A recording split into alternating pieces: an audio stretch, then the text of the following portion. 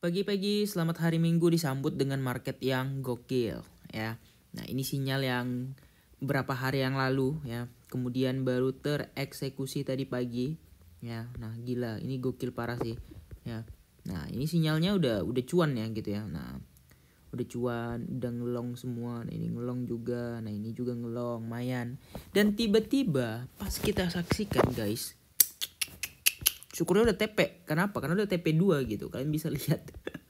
Dibalikin. Nah, sempat sampai ke sini lagi tempat entry, guys. Gila. Dan sebelah itu banyak liquid ya. Grup aku yang di sebelah. Barang mereka tuh nge-short, ngelong pas udah confirm di sini ya. Nah, di sini baru ngelong. Satu candle dibalikin. Gila, gokil parah sih. Nah, ini kenapa bisa pas ini ya 226 sesuai target aku kemarin, karena di situ adalah liquidity map, di mana di situ banyak orang yang memasang order position atau order block, kemudian dijemput oleh bandar untuk diliquidkan. Gokil kan? Gokil, ya kan? Nah, ini kenapa bisa rata-rata kalau aku bikin target itu pas gitu areanya. Ya kadang memang ada yang nggak pas, tapi itu kan bedanya tipis-tipis doang. Kalau pas kayak gini udah pasti ya. Satu, ngincar liquid orang di area-area tersebut. Kenapa di situ? Karena itu adalah sebenarnya kemarin MA 200 ya. Dari time frame 15 menit ya.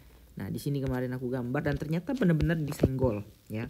Sekarang MA 200-nya turun ke 224, 225 lah ya kita bilang di sini ya. 225-an di sini. Yang mana bisa aja kalau kalian perhatikan ini akan melanjutkan sedikit sideways-nya lagi di area atas, and then kita bisa antri untuk melihat short. Benar-benar pagi-pagi udah diajak main roller coaster ini, kocak gokil parah gitu ya. Nah, yang penting aku udah TP tadi 140% udahlah ya kan. Meskipun nggak sampai di pucuknya aku TP tapi langsung balik arah, itu dia yang bikin sakit kepala gitu. Untung udah bangun, kalau nggak bangun keseret lagi tuh, aduh ya kan. Nah, jadi selamat hari Minggu ini ya. Kalau kita lihat ini weeknya cukup panjang di time frame 4 jam.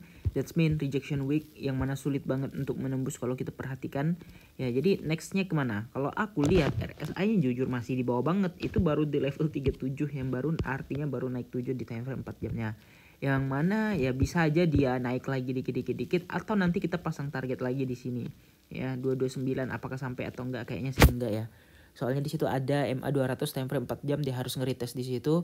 Kalau dia udah retest dan reject, udah pasti kita short dan kita akan pergi ke 21.000 gitu. Ya, sejauh ini kayaknya belum apa ya?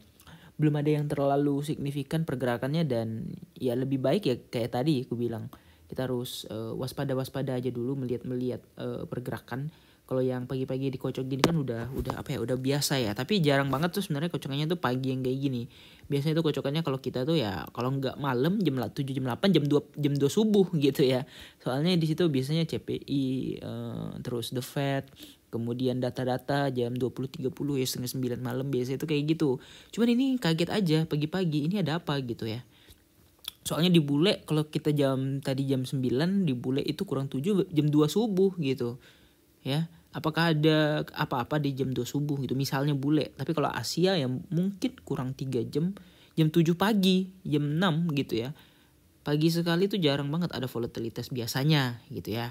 Nah, jadi kalau kita perhatikan ya market oke-oke aja sejauh ini ya, masih menunggu konfirmasi karena ya sinyal longnya udah nggak valid lagi, biarpun dia akan naik nanti. Tapi yang jelas kalau di sini di 1 jam udah ngajak short. Tapi ya kalau menurut aku telat nge-shortnya.